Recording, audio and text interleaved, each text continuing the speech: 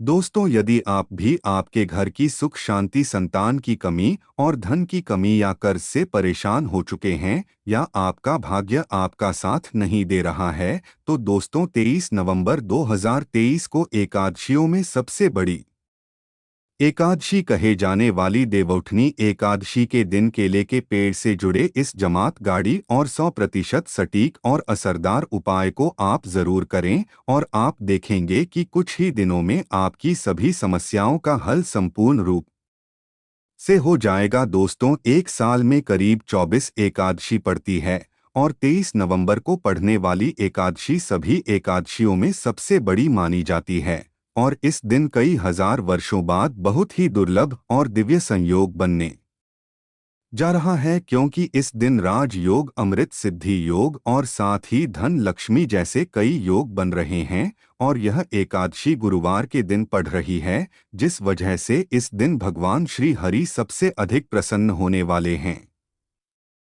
इसीलिए दोस्तों, अगर आप भी भगवान विष्णु और मां लक्ष्मी से इस दिन जो भी सच्चे दिल से मांगेंगे वह मनोकामना आपकी जरूर पूरी होगी। वहीं दोस्तों, विष्णु भगवान को प्रसन्न करने के लिए इस एकादशी पर केले के पेड़ से जुड़ा यह उपाय जरूर करना चाहिए, जो कि आपकी किस्मत बदल देगा और आपको बना देगा मालामाल और धनवान। साथ ही इस एकमात्र उपाय से आपके सभी दुखों का नाश हो जाएगा। इसलिए दोस्तों, वीडियो को आखिर तक जरूर देखें। और दोस्तों, अगर आप भी अपने जीवन में भगवान श्री हरि विष्णु की कृपा पाना चाहते हैं, तो इस वीडियो को लाइक करके कमेंट में जय श्री हरि, जय मां लक्ष्मी लिखना ना भूलें। दोस्तों, हर साल कार्तिक मास के शुक्ल पक्ष की एकादशी तिथि को देवउठनी एकादशी मनाई जाती है। देवउठनी एकादशी का दिन श्री हरि विष्णु को समर्पित है। इस दिन जगत के पालनहार श्री हरि विष्णु अपनी 4 महीने की योग निद्रा से जागते हैं।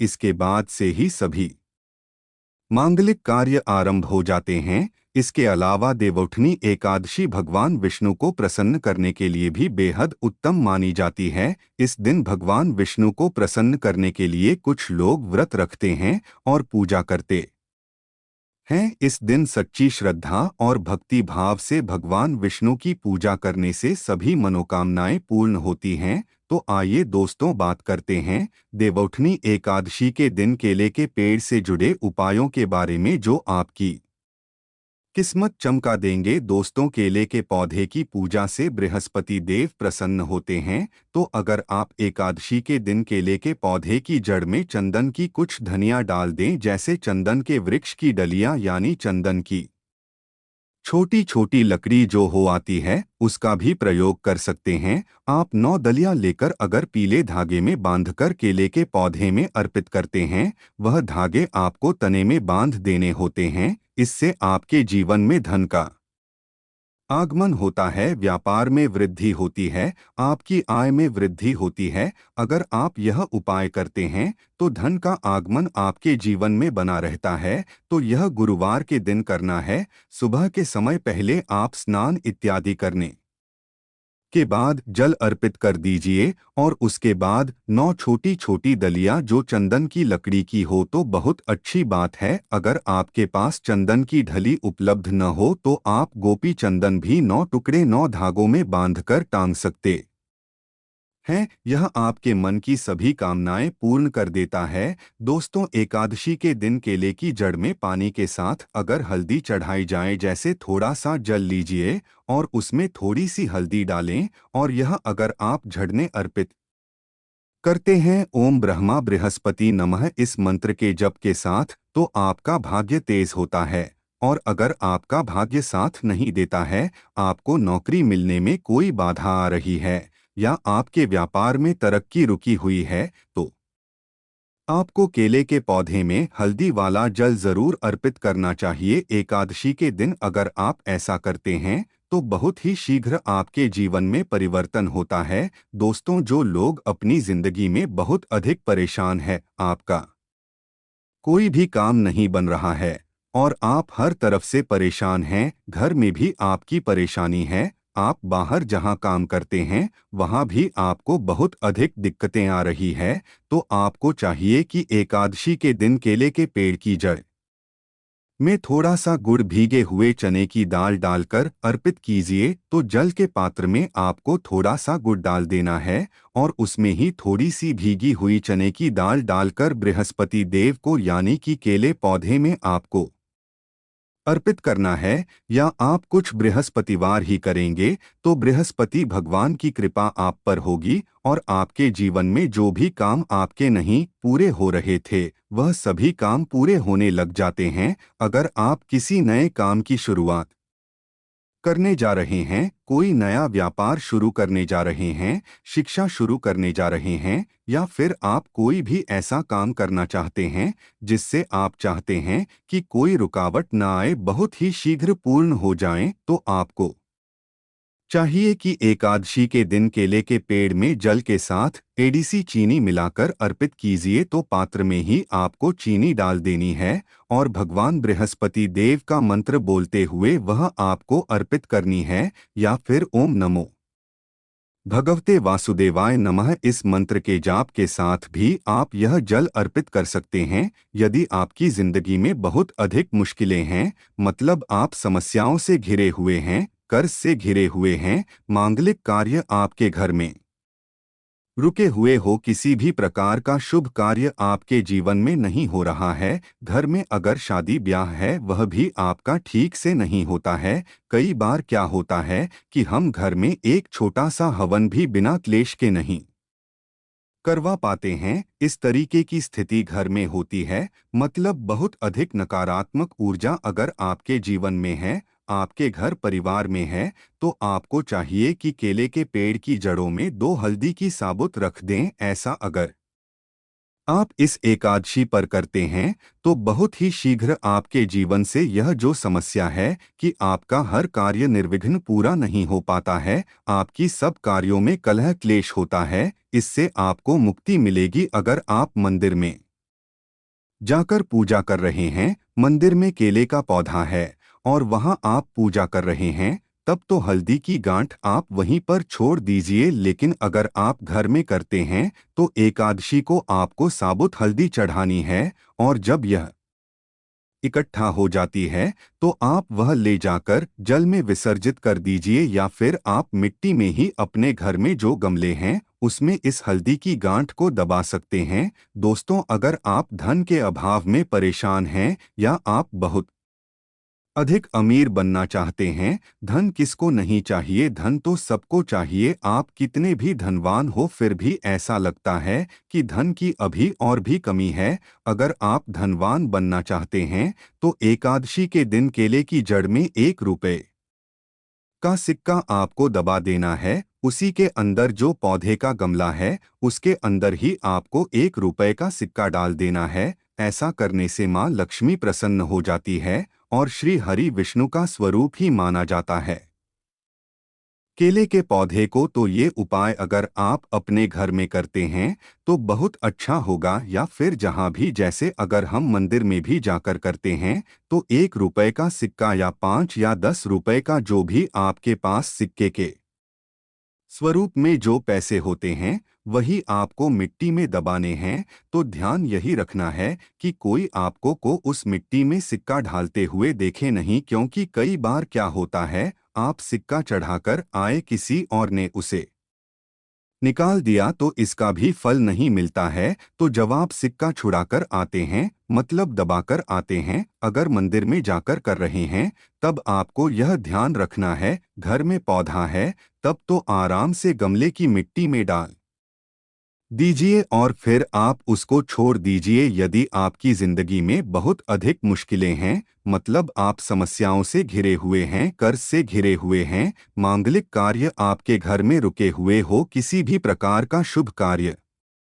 आपके जीवन में नहीं हो रहा है, घर में अगर शादी ब्याह है वह भी आपका ठीक से नहीं होता है, कई बार क्या होता है कि हम घर में एक छोटा सा हवन भी बिना क्लेश के नहीं करवा पाते हैं। इस तरीके की स्थिति घर में होती है, मतलब बहुत अधिक नकारात्मक ऊर्जा अगर आपके जीवन में है, आपके घर परिवार में है, तो आपको चाहिए कि केले के पेड़ की जड़ों में 2 हल्दी की सिर्फ एक ही बार यह उपाय करें और आप देखें आपके जीवन में चमत्कारी रूप से धन का आगमन होता है। जो भी कार्य आप कर रहे हैं, चाहे छोटा सा ही व्यापार है, आपका वह व्यापार बहुत जल्दी तरक्की करता है। नौकरी में भी आपको प्रमोशन मिलता है। धन आगमन के रास्ते आपके जीवन में खुलने लग जाते हैं। दोस्तों, यदि आपकी शादीशुदा जीवन में बहुत अधिक परेशानी आ रही है, दाम्पत्य जीवन बहुत अधिक परेशानी में है, तो आपको चाहिए कि एकादशी के दिन जैसे केले के पेड़ की पूजा जो आप कर रहे हैं,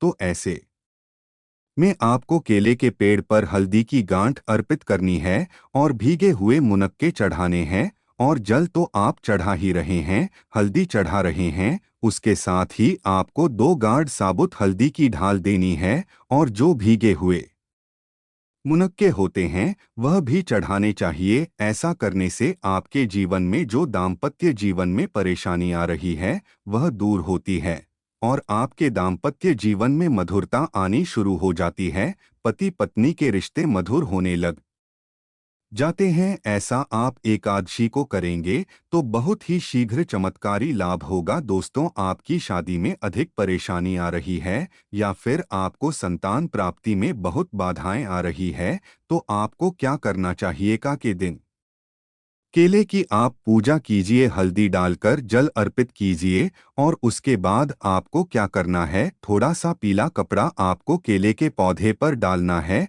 अर्पित करना है, पीला कपड़ा चढ़ा देना है और इसके बाद आपको केले की परिक्रमा करनी है। आपको केले के पौधे की 7 परिक्रमा करनी है। मन में आपके जो भी कामना है, चाहे आप विवाह की कामना रखते हैं या फिर आपकी संतान प्राप्ति में बाधा आ रही है, तो आप भगवान भ्रष्ट पतिदेव से प्रार्थना कीजिए कि आपके मन की कामना है बहुत ही शीघ्र पूर्ण हो। तो बहुत ही शीघ्र आपके विवाह में जो बाधाएं आती हैं वह दूर होती है और शीघ्र ही आपके विवाह के योग बनने लग जाते हैं। रिश्ता आपका जो बार बार टूट रहा है, तब आप यह उपाय करें, बहुत ही शीघ्र आपको लाभ होगा। मनचाहा वर चाहते हैं, तब भी आपको इस विधि से केले की पूजा करनी चाहिए कि पहले आपको जल में हल्दी मिलाकर अर्पित करना है, थोड़ी सी भीगे हुए चने की दाल डाल दीजिए, मुनक्का अर्पित कीजिए और उसके बाद आपको पीला कपड़ा अर्पित करना है और 7 परिक्रमा क्लॉकवाइज करनी है। जैसे हम सीधा घूमते हैं उसी तरीके से इसके बाद बृहस्पति देव से प्रार्थना करेंगे तो आपके विवाह में संतान में जो भी बाधाएं आ रही है बहुत ही शीघ्र दूर होती है। दोस्तों, एकादशी के दिन नहाने के बाद केले के पेड़ पर जल चढ़ाना बहुत शुभ माना जाता है और अगर आप हल्दी मिला हुआ जल अर्पित करते हैं तो इससे आपके सभी कार्यों में सफलता मिलती है। आपके सभी शुभ कार्य बनने लग जाते हैं। घर में अगर किसी भी प्रकार की धन की समस्या है, धन रुका हुआ है, धन का आगमन नहीं हो रहा है, आपके जीवन में सुख समृद्धि नहीं है, तो आपको क्या करना चाहिए? एकादशी के दिन केले के पेड़ पर चंदन की माला अर्पित करनी चाहिए। चंदन की माला मार्केट में आसानी से मिल जाती है। जो पूजा की दुकान होती है वहां से लीजिए और उस माला को आप केले के पौधे पर टांग दीजिए और थोड़ी सी हल्दी पौधे के झड़ने अर्पित कीजिए। जल्दी कीजिए, उसके बाद आपको थोड़ी सी हल्दी पाउडर अर्पित करनी है। इससे आपके जीवन की सभी परेशानियां दूर होंगी। आप जिस भी परेशानी से ग्रस्त है, अगर सिर्फ आप चंदन की माला उस केले के पौधे पर डाल देते हैं और हल्दी अर्पित करते हैं, जल अर्पित करते हैं, 7 बार परिक्रमा करते हैं, तो इससे आपके जीवन की सभी परेशानियां दूर होंगी, सुख समृद्धि का आगमन होगा। मन में कोई विशेष कामना है, जैसे धन संतान के लिए प्रार्थना करना चाहते हैं, तो उस समय जब आप चंदन की माला अर्पित कर रहे हैं, आप भगवान से प्रार्थना कीजिए, बहुत ही शीघ्र आपकी कामना पूर्ण होती है। और अगर आप किसी भी प्रकार की परेशानी से ग्रस्त है, एकादशी के दिन केले की पूजा करेंगे, केले के पौधे में आप जल अर्पित करेंगे, परिक्रमा करेंगे, तो बहुत ही शीघ्र देव की कृपा प्राप्त होगी। बृहस्पति देव की कृपा से हमारे जीवन की सभी शुभ कार्य होते हैं, मांगलिक कार्य होते हैं, हमारा भाग्य तेज होता है। दोस्तों, इस दिन पूजा करने के बाद देवउठनी एकादशी व्रत कथा अवश्य पढ़नी और सुननी चाहिए। कहा जाता है कि इस दिन पूजा करने से बाद कथा पढ़ने और सुनने से व्रत और सभी उपाय पूर्ण माने जाते हैं। तो आइए जानते हैं देवउठनी एकादशी व्रत की कथा व महत्व के बारे में। धर्मराज युधिष्ठिर कहने लगे कि हे भगवान, मैंने कार्तिक कृष्ण एकादशी अर्थात देवउठनी एकादशी का सविस्तार वर्णन सुना। अब आप कृपा करके मुझे कार्तिक माह के शुक्ल पक्ष की एकादशी के विषय में बतलाइए। इस एकादशी का क्या नाम है तथा इसके व्रत का क्या विधान है, इसकी विधि क्या है, इसका व्रत करने से किस फल की प्राप्ति होती है? कृपया यह सब विधान पूर्वक कहिए। भगवान श्री कृष्ण बोले, कार्तिक माह के शुक्ल पक्ष में तुलसी विवाह के दिन आने वाली इस एकादशी को डोट विष्णु प्रबोधिनी एकादशी, देव प्रबोधिनी एकादशी, देवोत्थान देव उठनी एकादशी, देवउठनी एकादशी, कार्तिक शुक्ल एकादशी तथा प्रबोधिनी एकादशी भी कहा जाता है। यह बड़े बड़े पापों का नाश करने वाली है। इसका माहात्म्य मैं तुमसे कहता हूँ, ध्यानपूर्वक सुनो। एक राजा के राज्य में सभी लोग एकादशी का व्रत रखते थे। प्रजा तथा नौकर चाकरों से लेकर पशुओं तक को एकादशी के दिन अन्न नहीं दिया जाता था। एक दिन किसी दूसरे राज्य का एक व्यक्ति राजा के पास आकर बोला, महाराज कृपा करके मुझे नौकरी पर रख लें। तब राजा ने उसके सामने एक शर्त रखी कि ठीक है, रख लेते हैं, किंतु रोज तो तुम्हें खाने को सब कुछ मिलेगा, पर एकादशी को अन्य नहीं मिलेगा। उस व्यक्ति ने उस समय यहाँ कर ली, पर एकादशी के दिन जब उसे फलाहार का सामान दिया गया तो वह राजा के सामने जाकर गिड़गिड़ाने लगा, महाराज इससे मेरा पेट नहीं भरेगा, मैं भूखा ही मर जाऊंगा, मुझे दे दो। राजा ने उसे शर्त की बात याद दिलाई, पर वह अन्य छोड़ने को तैयार नहीं हुआ। तब राजा ने उसे आटा दाल चावल आदि लिए वह मिट्टी की तरह नदी पर पहुंचा और स्नान कर भोजन पकाने लगा। जब भोजन बन गया तो वह भगवान को बुलाने लगा, आओ भगवान, भोजन तैयार है। उसके बुलाने पर पीतांबर धारण किए भगवान चतुर्भुज रूप में आ पहुँचे तथा प्रेम से उसके साथ भोजन करने लगे। भोजन आदि करके भगवान अंतर्धान हो गए तथा वह अपने काम पर चला गया। दिन बाद अगली एकादशी को वह राजा से कहने लगा कि महाराज मुझे दोगुना सामान दीजिए। उस दिन तो मैं भूखा ही रह गया। राजा ने कारण पूछा तो उसने बताया कि हमारे साथ भगवान भी खाते हैं, इसीलिए हम दोनों के लिए यह सामान पूरा नहीं होता। यह सुनकर राजा को बड़ा आश्चर्य हुआ। वह बोला, मैं नहीं मान सकता कि भगवान तुम्हारे साथ खाते हैं। मैं तो इतना व्रत रखता हूँ, पूजा करता हूँ, पर भगवान ने मुझे कभी दर्शन नहीं दिए। राजा की बात सुनकर वह बोला, महाराज यदि विश्वास न हो तो साथ चलकर देखने। राजा एक पेड़ के पीछे छिपकर बैठ गया। उस व्यक्ति ने भोजन बनाया तथा भगवान को शाम तक पुकारता रहा, परंतु भगवान न आए। अंत में उसने कहा, हे भगवान, यदि आप नहीं आए तो मैं नदी में कूदकर प्राण त्याग दूंगा। लेकिन भगवान नहीं आए। तब वह प्राण त्यागने के उद्देश्य से नदी की तरफ बढ़ा। प्राण त्यागने का उसका दृढ़ इरादा जान शीघ्र ही भगवान ने प्रकट होकर उसे रोक लिया और साथ बैठकर भोजन करने लगे। खा पीकर वे उसे अपने विमान में बिठाकर अपने धाम ले गए। यह देख राजा ने सोचा कि व्रत उपवास से तब तक कोई फायदा नहीं होता जब तक मन शुद्ध ना हो। इससे राजा को ज्ञान मिला, वह भी मन से व्रत उपवास करने लगा और अंत में स्वर्ग को प्राप्त हुआ। वहीं दोस्तों, अब हम आपको बताते हैं कि इस दिन राशि अनुसार भगवान विष्णु की पूजा कैसे करें ताकि आपको ज्यादा से ज्यादा शुभ फलों की प्राप्ति हो। मेष राशि के जातक देवउठनी एकादशी तिथि पर भगवान विष्णु की विधि विधान से पूजा करें। इस समय भगवान विष्णु को प्रसाद में माखन मिश्री का भोग लगाएं। वृषभ राशि के जातक देवउठनी एकादशी तिथि पर भगवान विष्णु को प्रसन्न करने हेतु चावल की खीर अर्पित करें। इस उपाय को करने से घर में सुख समृद्धि आती है। मिथुन राशि के जातक भगवान विष्णु का आशीर्वाद पाने के लिए देवउठनी एकादशी तिथि पर लक्ष्मी नारायण की पूजा करें। साथ ही भगवान विष्णु को डोट दूर्वा अर्पित करें। कर्क राशि के जातक भगवान विष्णु की कृपा दृष्टि पाने के लिए देवउठनी एकादशी तिथि पर विधिपूर्वक विष्णु जी की पूजा करें। साथ ही दूध दही और खीर प्रसाद में अर्पित करें। सिंह राशि के जातक श्री नारायण हरि विष्णु को प्रसन्न करने के लिए देवउठनी एकादशी तिथि पर भगवान विष्णु को गुण और लड्डू अर्पित। कन्या राशि के जातक श्री हरि विष्णु की कृपा पाने के लिए देवउठनी एकादशी तिथि पर स्नान ध्यान कर केसर मिश्रित दूध से अभिषेक करें। तुला राशि के जातक देवउठनी एकादशी तिथि पर विधि विधान से भगवान श्री हरि विष्णु की पूजा करें, साथ ही प्रसाद में भगवान को खीर अर्पित करें। वृश्चिक राशि के जातक भगवान विष्णु की कृपा पाने के लिए देवउठनी एकादशी तिथि पर दूध में शहद मिलाकर अभिषेक करें। धनु राशि के जातक भगवान विष्णु को प्रसन्न करने हेतु देवउठनी एकादशी तिथि पर केसर मिश्रित दूध से अभिषेक करें। ऐसा करने से घर में सुख समृद्धि आती है। मकर राशि के जातक भगवान विष्णु को प्रसन्न करने हेतु देवउठनी एकादशी तिथि पर भगवान विष्णु को चना दाल और गुरु प्रसाद में अर्पित करें। कुंभ राशि के जातक भगवान विष्णु को प्रसन्न करने हेतु